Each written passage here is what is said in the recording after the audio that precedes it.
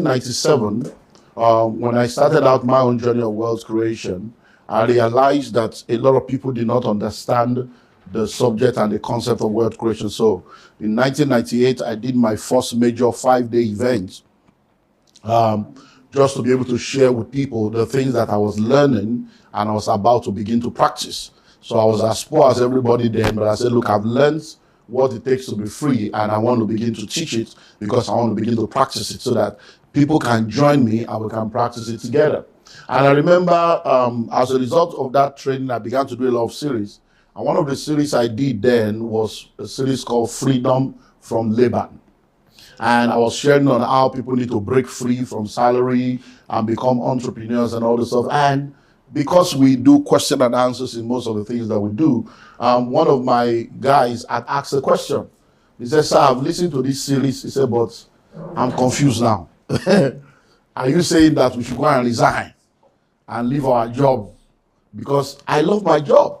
I actually want to build a career in this area. I want to grow. I want to be a senior manager. I want to be able to get to the top of my career. So are you saying that we should all resign and go and become an entrepreneur? And I said, no. I said to him that what I am saying to you is that no one can become rich and wealthy through salaries alone. But salary can become a tool for investment, a tool for wealth creation. And that if you are a career person, there are things you need to know that will help you to be able to create wealth even as a career person. And I shared those things with them, and I've shared that with people. And over the years, a lot of people have gone on to do amazing stuff, even though they are career professionals. But I realized that with time, a lot of people have started pushing this idea again. Oh, you don't need to get salary. You know, salary is what they pay you to forget your dream and all this. So there's this narrative being pushed again. But I've also seen that a lot of people that call themselves entrepreneurs and they have, traveling bag, they have a portfolio, they have complimentary card, but they are just poor and wretched people. And many of them should actually go and get a job. Say, I'm an entrepreneur, and the whole year you can't do 1 million turnover. You should go and get a job of 70,000 and face your life. So many people are there touting this entrepreneurship, calling themselves entrepreneurs. They don't have money, they can't pay rent, their wives are struggling, their children are struggling. When their wife tells them, why don't you go and get a job? Don't tell me that, don't tell me that. But you're not producing anything.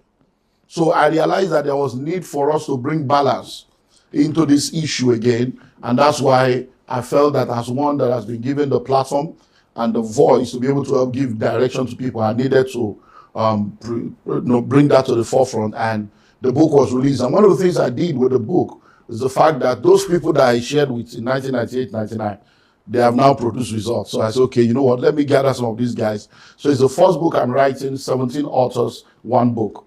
So I said, come and share your story now. What did you hear? What did you now do with what, and how did you arrive? And many of them are still in that career. So they are civil servants that have not resigned. They are not stealing money. They are not corrupt, and they are rich now. They are medical doctors. They are people in the FMCG, fast-moving consumer goods. There are people in different sectors. There are people that are doing amazing stuff, and they are still career professionals. They have not had to leave what they were doing. And that's why today we want to share some of those concepts with you. But because of the time available, we'll not be able to share everything that needs to be shared. So get the book, go to my website, www.olumideemmanuel.org, or contact Life Page, and then you'll be able to get the book, and you'll be able to learn all the things that you need to learn. So I want to share with you on how to create wealth as a career person. And there are 10 simple things that I have documented, which are the things that have helped thousands of people that are career professionals that I mentor all over the world to have come into a place where they have wealth, they have what it takes to be able to do all that they need to do. And that's what I want to share with you right now. And regardless of where you are, you can always change your story within 3 to 5 years, regardless of where you are, even if you are the poorest of the poor. All it takes is 3 to 5 years of doing the right things, and you see the trajectory of your life change completely. You can reinvent yourself. You can change your story if you are ready to do what needs to be done. So let's take it step by step. So number one, the first thing that will help you to create wealth as a career person is start early. Start early. It's amazing that a lot of people in our world today spend most of their lives, confused, most of their life experimenting, most of their life doing things that does not align to the bottom line of their destiny. Start early. You have only one life to live. And if you live it well, one life is enough. You have only one life to live. And if you live it well, one life is enough. And every day you wake up, life has started. Nobody grows young. Everybody grows old. Every day you can medicate, padicate it, spandex it, costate it, do surgery it. You can do anything you want to do. But when you are alone, lines are falling upon lines in pleasant places. And you know by yourself. Even if nobody, if they are telling you, oh, you're 50, 50 is the new 30, yeah, 60 is the new, even if everybody is deceiving you. Self-deception is the highest level of deception. You know by yourself that you are not growing young, you are growing old. So you need to start early. Why do you need to start early? One of the reasons why you need to start early is that if you look at the pyramid of payments in the career world, we have majorly 3 levels. We have what we call the junior staff, which are the people at the bottom of the pyramid, the minimum wage people, the people that earn lowest. They do more and they earn low. So they do so much at the bottom. But you see, next to those set of people are people that are in the middle level. They are the next set of people. And then we have those that are the senior management and the executive position in the career world. And those are the fewest number of people. But they are the ones that earn much. And guess what? By the time you get to that top level, that is when you can begin to enter into some realms. Now, one of the reasons why you need to start early is before you can move into middle management and senior management in any career, you need an average of 10 to 15 years to get there.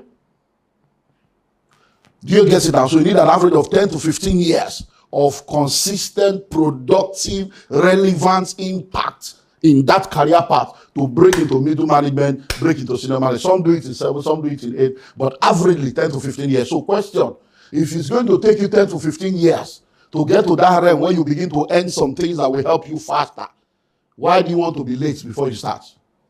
Because if you look at most of the people at the bottom, what they experience is you start out at what we call the entry level.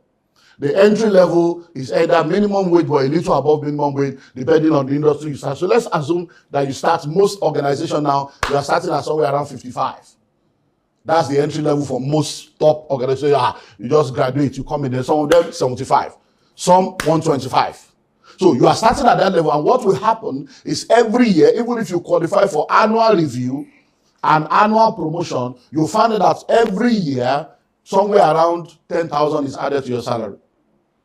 Are you getting that? So that means if you start at 50, in 10 years, even if they add 10,000, you'll be at 150.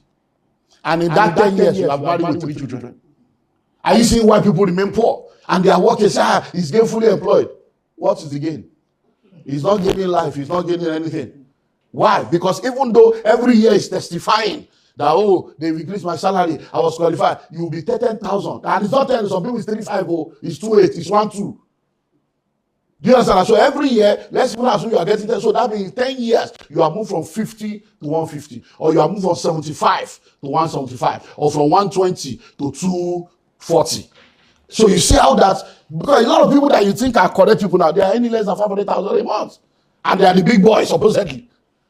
You understand? So by the time you look at that, that's why you need to start early. Because by the time you move from junior to middle, there is now a massive bump that takes place. It's no more 10,000. Sometimes it can be 50, it can be 100, it can be, apart from 50, it can have the official car can come, some other things can come. And by the time you get to a realm, it's not only car, it's house, it's annual vacation, it's profit sharing, it's target bonus, it's all kinds of stuff. It's at that realm.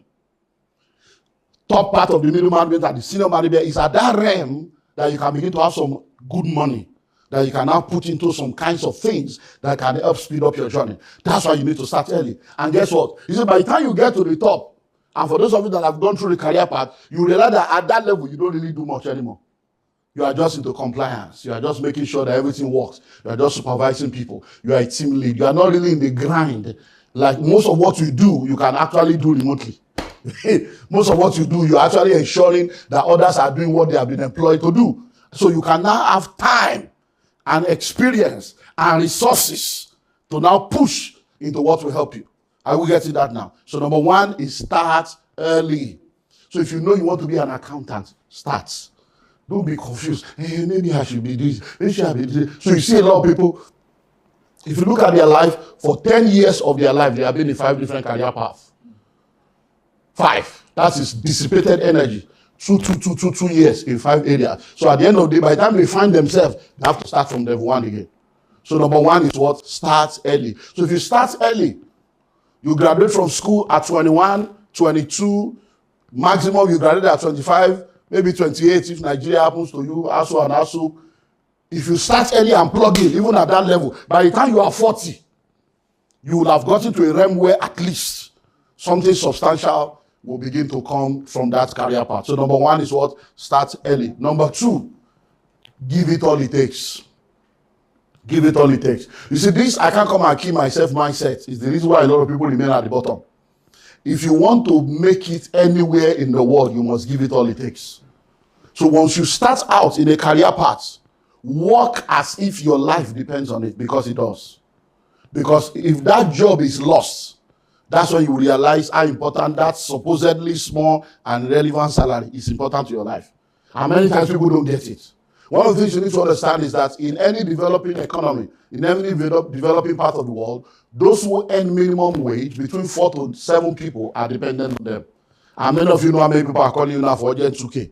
When you yourself, you are doing 2K like a car without engine.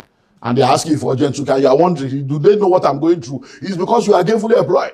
At least every day you wake up, you leave your house. So they are still thinking that, only Shell he has job. So it's, and what you are earning is 45 with a wife and 3 children. And they don't even understand that 45 is not 45 in your life. And you are wondering, everybody is expecting you to come there. They are calling you, even in your family, they are saying, you have a job, as if you are Dangote's second cousin.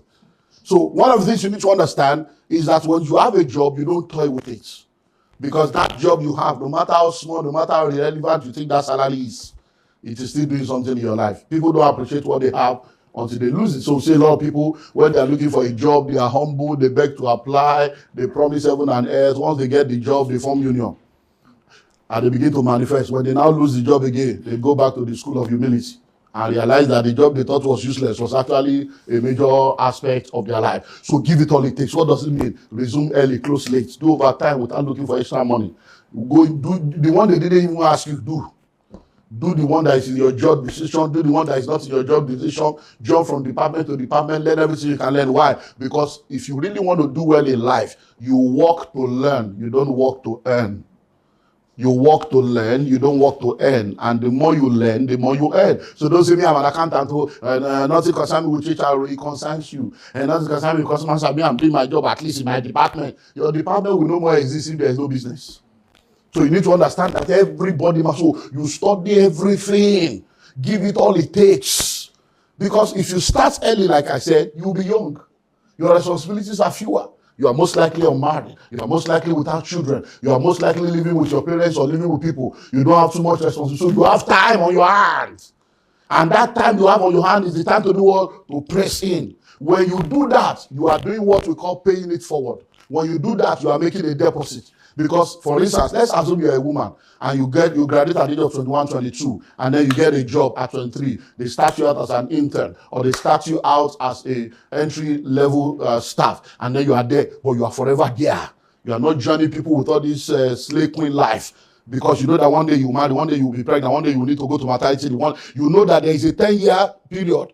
There is a time come when you need to, so you give it. So by the time you get to that point, where you need time off work, where you need to go for maternity, and they give you 3 months, but you can do 5 months. It is those seeds you have sown. You say, she's not like that. No, she's married now. Those things will now begin to speak for you at that point. But when you are a useless person, and you are the most terrible one, you are not married, you don't have children, you are not also available. You have excuses. You have attitude. By the time you now become pregnant, you say, hey, forget it's not pregnancy. She was never serious. You now say they are victimizing you. It's because you are a woman. Because you have not sown the seed. You want to reap an harvest of a seed that you did not sow. So give it all it takes. Number 3, get all the certification you can get. You see, this marketplace, they are not looking for your anointing. They are not looking for how committed you are in your church or in your mosque. What concerns them is, are you qualified? I hope you know. There are many things that people can do in the marketplace that they will not pay them for because they don't have the certificates.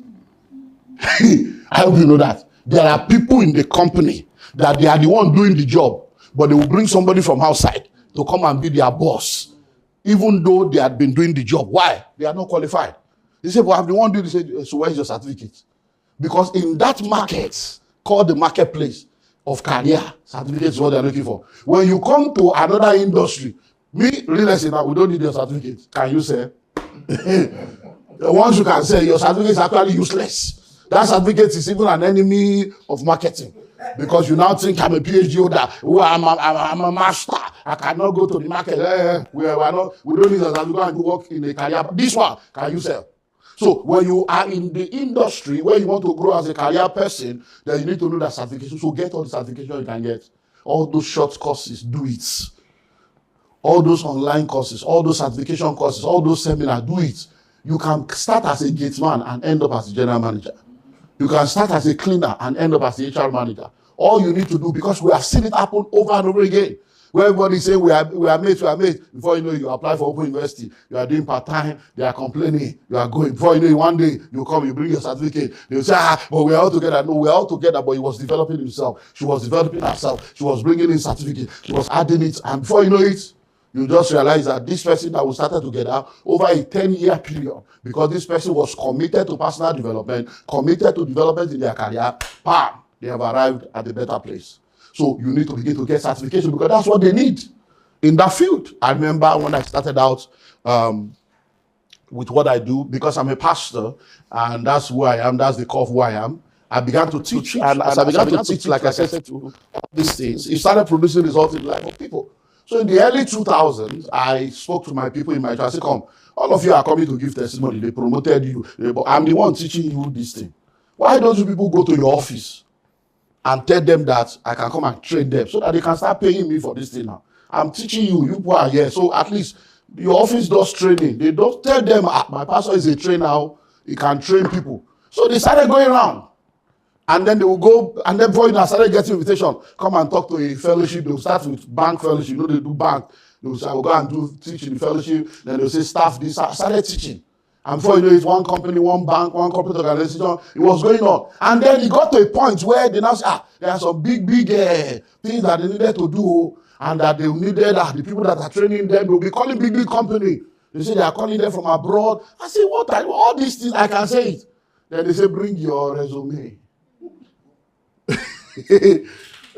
National diploma, building technology, Federal Polytechnic Gilaro, and then founder, general overseer, and you see that all the resume is spiritual.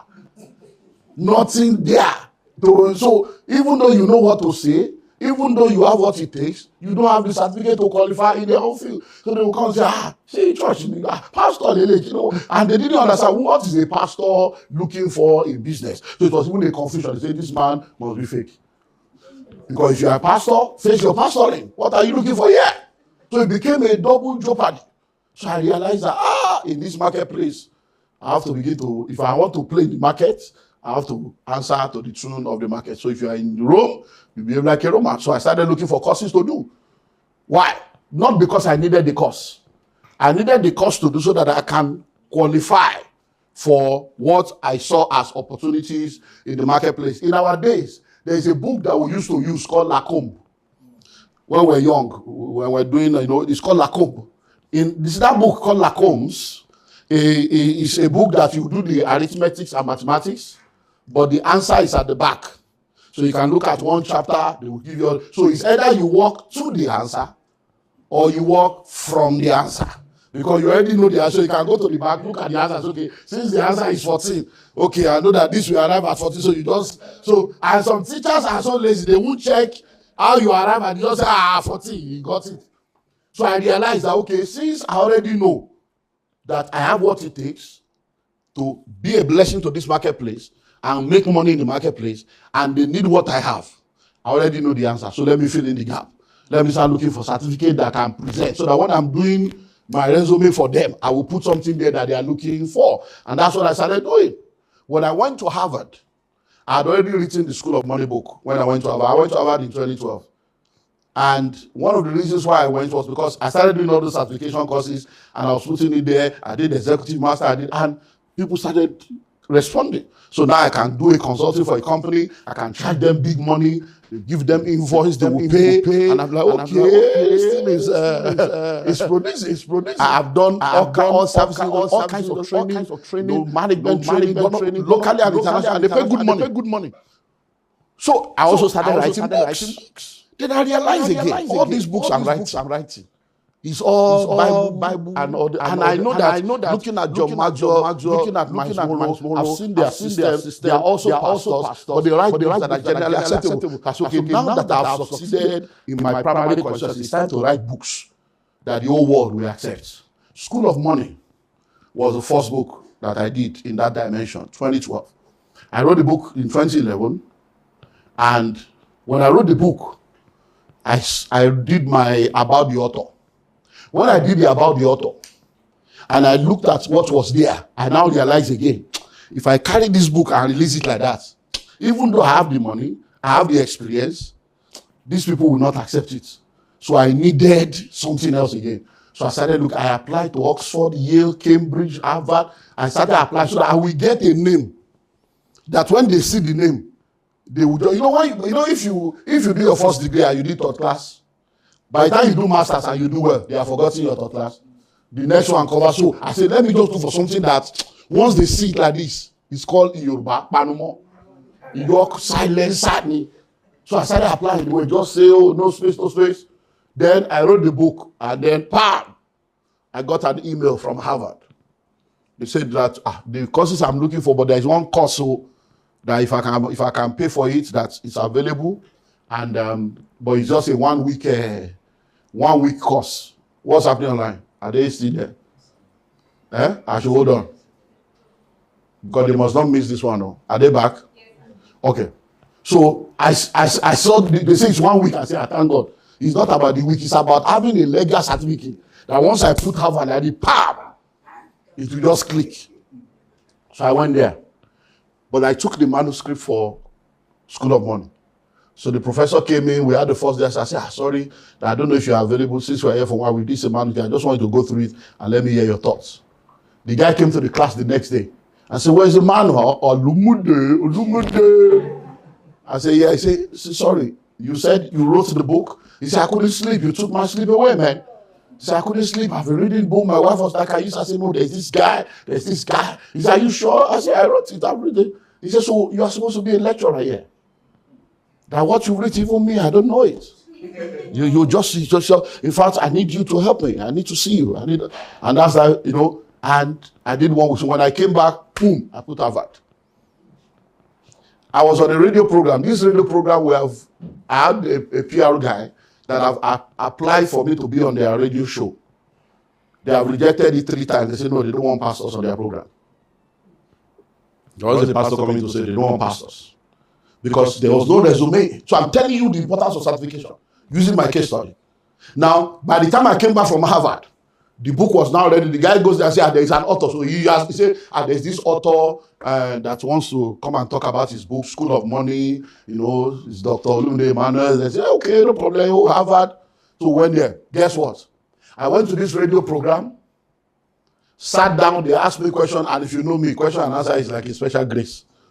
When the lady will ask question, before she finish one, I don't go, she was mesmerized, flabbergasted, overwhelmed. She was like, what? They said, no, this is too much. By the time we finish, she said this, that I've been on this radio program for 15 years. Nobody has successfully challenged me intellectually and left me speechless like you have done in 15 years. And she said, this Harvard must be very powerful. Can you imagine? She gave the glory of all my life to a 1 week meeting in Harvard. That's what certification does. There are people that have certificate without brain. But because they have the certificate, they are your guy in the office. You gonna know that this guy doesn't know anything.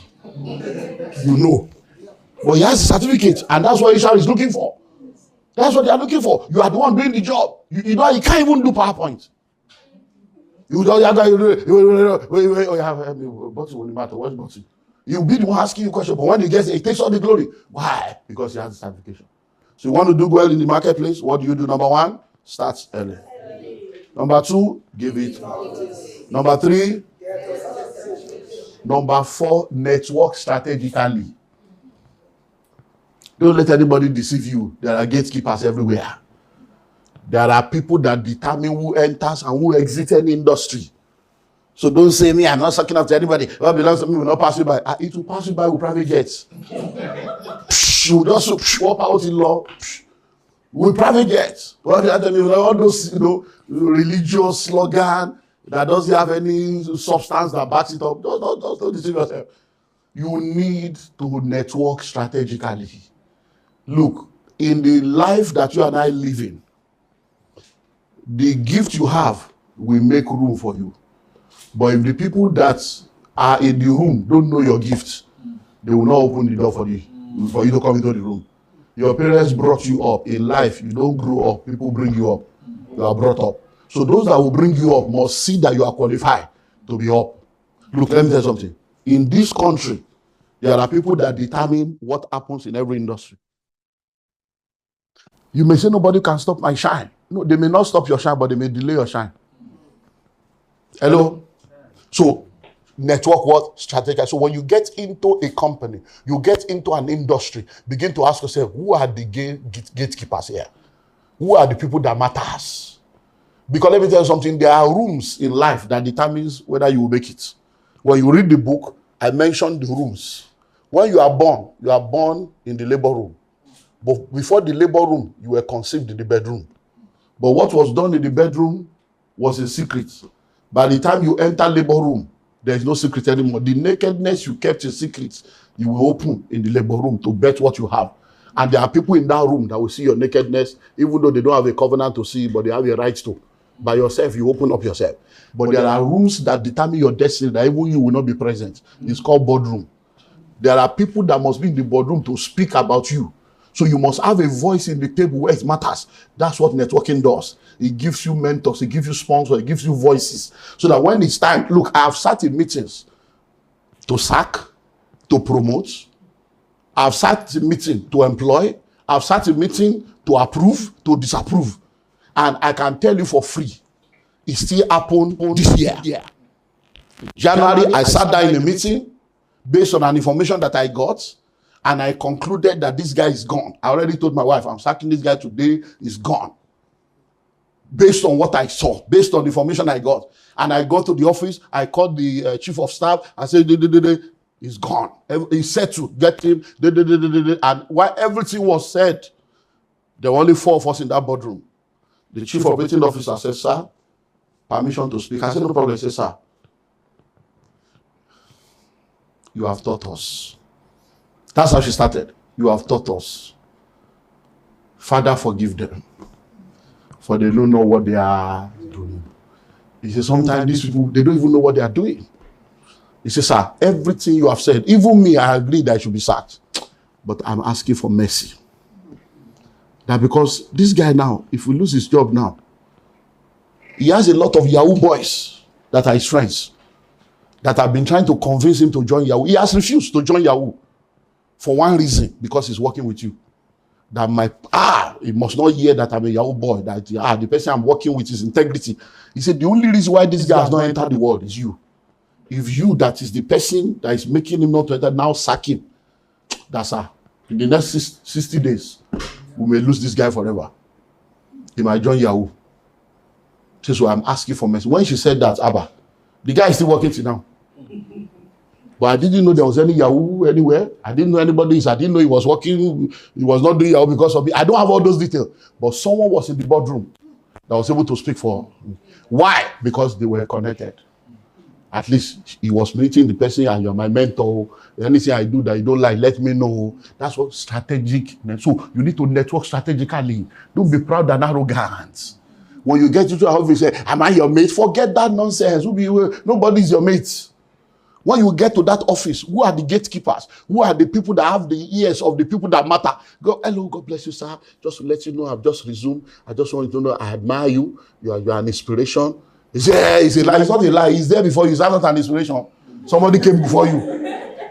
Somebody came before you. It's not an inspiration. Somebody is a senior. It's not an inspiration. You are an inspiration. that you came before me. You don't need to explain the reason for the inspiration. You are an inspiration. That at least you are here. They never sack you. You are an inspiration. That you could keep your job. How did you keep the job? It's an inspiration.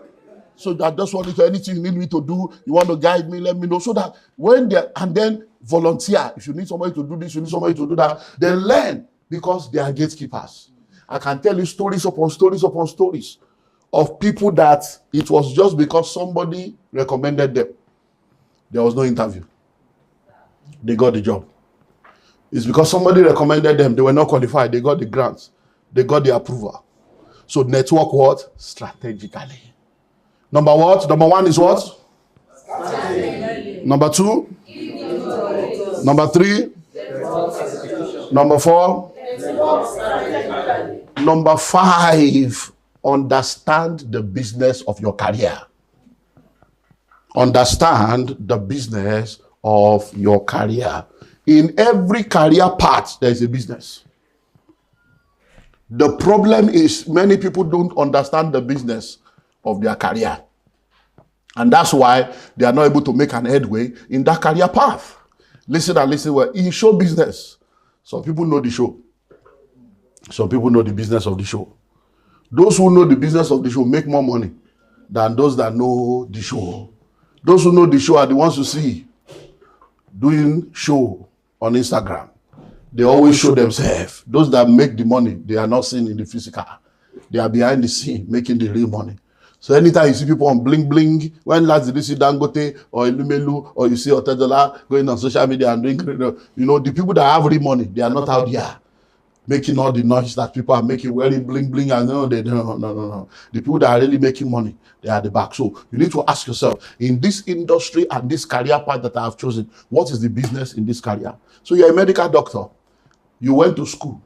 You spent almost 26 years of your life going through the academic sector to qualify to start housemanship and to start working. And you are striking almost every year. Why? Because you are asking for money, you are asking for this and that. But there is an Ichendu that did not go to school, but it's in the business of medical business. He's the one supplying the syringe. He's the one supplying the coat, the stethoscope. He's the one supplying the medical bed. And he's a billionaire with houses all over the country. And you that went to school, you're on strike. Why? Because you are in the profession, but somebody else is in the business of your profession. Oh, I'm a lawyer, and you are still doing charge and bail. All you have done in your life is to go to school and be defending cases for criminal, defending cases that you know is not true. That's why they say lawyers are liars. Not all lawyers are liars. And some of them have just chosen, even the Bible says, beware of lawyers. So you have become a lawyer. But at the end of the day, what is the proof of your law? So you need to understand what is the business in this career.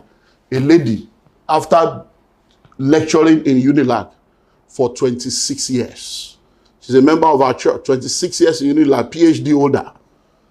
She finally retired, and about 2 years, she did her retirement celebration, invited me, I couldn't make it. 2 years after retirement, she came to me one day and said, Pastor, you are not even asking how I'm doing. And I've retired, you are not even asking after me. Pastor, we are your daughter, ask after us. I say, Mommy, sorry, Ma. I'm very busy. Are you okay? Say, I'm not really okay. This retirement thing, there's no money. The money they are paying. I say, retirement. What's your business with retirement? He say, I know. But what has retirement got to do with you? He said, how, sir? I say, you are waiting for retirement money after being a lecturer for over 30 years? He said, Pastor, where do you want me to say? I say, you don't understand the business of your career. You are a lecturer teaching French. You have taught French for over 30 years. I say, excuse me, ma, how many books in French have you written? Not all of us are authors. I say, you are in this church where I have taught you that there is at least one book in every individual. You are in this church where the grace to write is there. You didn't connect to that grace. I say, ma, you will die of poverty. He say, Pastor. I say, it's true. I will tell you the way it is. I say, you will die of poverty if you don't change your mindset. You are in this church, you are not carrying the grace. I say, there is a business in your career. Number one, you can be an author. Start writing book in French. That's a business in that career. I say, number two, you can start teaching people How to do French. You can start French Academy. You can nowadays you can do it online and people can pay you and you can take them through common this and common that. I say, have you heard of Alliance Française? Have you heard of French Language University? They say, I say you can go there and tell them I want to be a visiting lecturer and be a consultant. I say, have you heard of embassy? Have you gone to all the embassies? I say, do you know in Africa, out of all the 50-something countries in Africa, about 1/3 of them are French speaking. Have you gone to their embassy to ask for interpretation? She was looking at me like this. You see, Pastor, you see what I'm saying? You should be asking after us. I say, ask after you. Did you book appointment to call? You didn't say, if not that I met you now, that because you are an elder, I will answer, this one I'm giving you now is consulting. Counseling is not counseling, no. Counseling is free. Consultancy attracts a fee. Where there is a voice, there's an invoice. I'm only helping you because you are an elderly person. As I'm telling you right now, she's not looking for, she even bought a car. Was it last year? Pastor, come and dedicate to, like I say, you back, I say, he's working. He's working. Why? She did not understand the business of the career. So if you want to become wealthy as a career person, don't just be wearing suit and tie, carrying an official car or an official coffin, and be deceiving yourself with position and title without entitlement. Find out in this company, what is the business here? What business can I do? There's a difference between the medical profession and medical business. There's a difference between the accounting profession and accounting business. So you need to find out what is the business of your profession. Then you can now begin to enter into some realms. Then there are what we call the laws of wealth creation.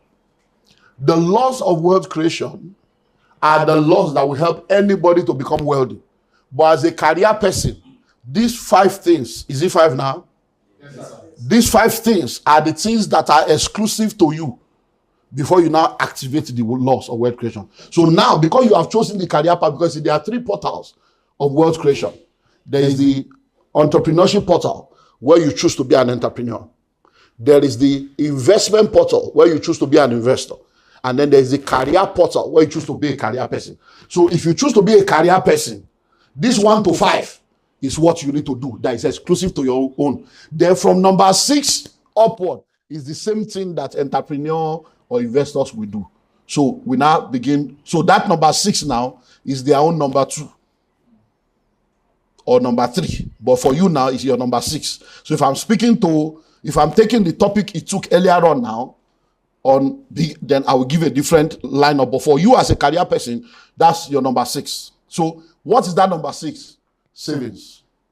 Savings. Savings. So you need to begin to save. Because now, if you do what I've told you to do, it may be difficult to save when your salary is 38,000 and you are the firstborn of 6 children, and both your father plus your father and mother making 8.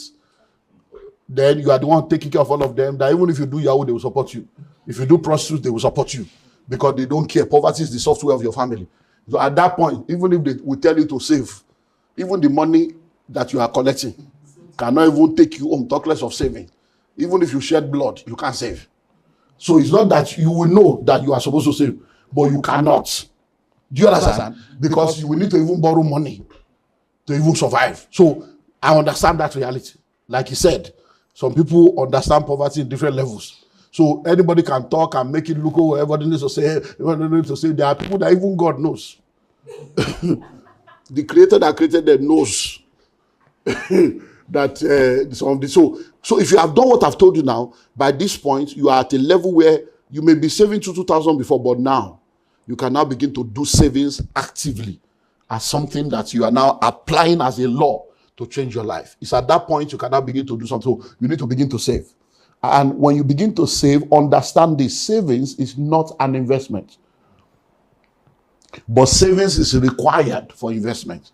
And the reason why you are saving is so that you can have money to be able to invest. You can have money to be able to take advantage of opportunity. So the next thing you need to do is to begin to save. Now, do not be deceived. Until you begin to save, your journey to wealth has not started. Number 1 to 5 is laying foundation of your life.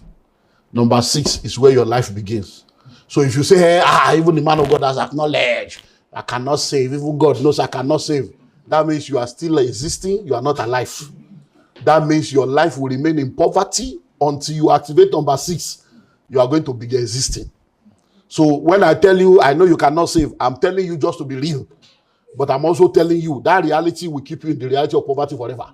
until you begin to save, you are still in the same spot. And don't forget that you are growing old, like I told you earlier on. And you know the amazing thing, there are many people today, the only thing growing in their life is their age. And if you are not tired of poverty, poverty is tired of you. Poverty has used you and your family as a brand ambassador for so long. We need to change poster. We need to change billboard. Your picture don't tire us. We need a new brand ambassador. And in this world, nobody will investigate the source of your poverty. It's when you make it, they'll say, let's find out what did she do to make money. She must be sleeping around. Oh, this man, where are they getting money? Let's find out the secret of their prosperity. Nobody investigate the source of your poverty. It is your responsibility to investigate it and tell yourself, I refuse to be poor. Where your ancestors has failed you, you cannot afford to fail your descendants. I hope you know you are also an ancestor. You are an ancestor in the making. In 50 years' time, in 100 years' time, they'll be talking about you as great-grandfather. They'll be calling you ancestor. What kind of ancestor do you want to be? In October now, I'll be celebrating 35 years in ministry. I've been in church for 38 years as a born-again Christian. I've been in Christianity for over 50 years. So now, I've broken courses for 37 years. I have children now. My last one is 11-year-old. Is he going to be breaking courses? If he's breaking courses, what is the purpose of my 37 years in God? If my son will still be breaking the altar of my father's house, I am the father. So which altar? Is that not an indictment against my destiny? That my own son will break the altar of father when I'm the father. Which altar are you breaking? I am the altar. You can't break anything. So I'm giving you a breakthrough. So you need to tell yourself, the fact that you came out of a broken home does not mean a broken home must come out of you. The fact that you came from a broke family does not mean a broke family must come out of you. So why you are saying I cannot, because I know that's the one you will pick now. Well, I said this, everybody cannot save. You better save, or else I'm just telling you the truth, the way it's supposed to be, so that it will give you full disclosure. But until you save, your life has not started, so that you will not be deceiving yourself. You just realize that 15 years later, 20 years later, there are people I went to school with 37 years ago. They are still poor. They are still calling me for 5K, 10K, 37 years later. Are you saying God is not faithful? Is the devil that powerful? So don't let anybody do so. You need to begin to save. Why do you need to save? Many reasons. Go to my YouTube channel at Dr. OLUMIDE EMMANUEL on YouTube. I did a series last year, Developing a Savings Culture, part 1 to 5. You know one of the reasons why you need to save? Listen. Money is tripartite. Money is a spirit. Money has a soul. Money lives in the body. The spirit of money is called mammon.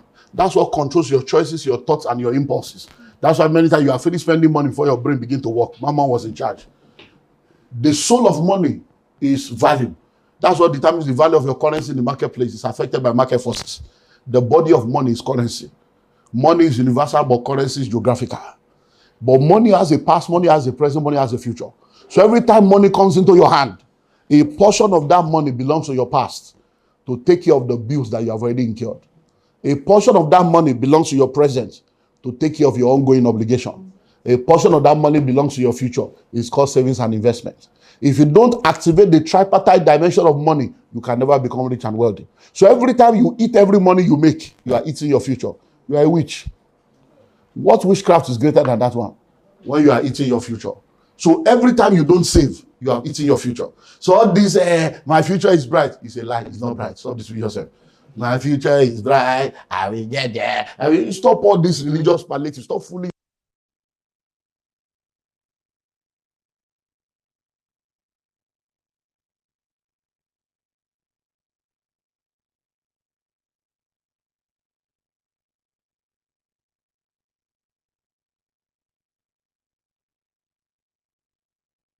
It's an ideology. So let me ask you a question. 10 years ago, you said your future is bright. 10 years later, how far? Is your future bright now? So stop deceiving yourself with your future. There is no bright future for anybody. It's not the cause. The future you create is the future you. So how that one you are chopping all the money. Chopping. You are chopping your future. You are a witch. You have eaten your future already. You don't have any future. So you begin to save. And then number 7. I told you there are 10. I give you 7. Because if people didn't pay, we stop there. Go and buy a book. Number 7 is invest massively. Invest massively. Savings is setting money aside for a purpose. Investing is sending money on assignment for a return. When you begin to invest, what are you doing? That's money you have saved. You are now putting the money into investment. Instead of you working hard for money, the money will now begin to work hard for you. And as that money begin to work for you, you are still working, you are still your career path. So you buy a land. You just hear, oh, we are doing Armor County, oh, we are doing Natural Dome, oh, we are doing Ekpe. Before you know it, you plug into Life Page. They tell you, pay small. You buy. You are paying small.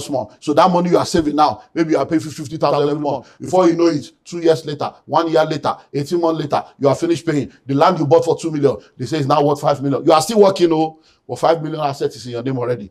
Think about it. If you work for 30 years and every 5 years you are building one house or buying one land, by the time you finish working after 30 years, you have 6 plots of land worth about 1,600 million. It's more than all the pension they will ever pay you.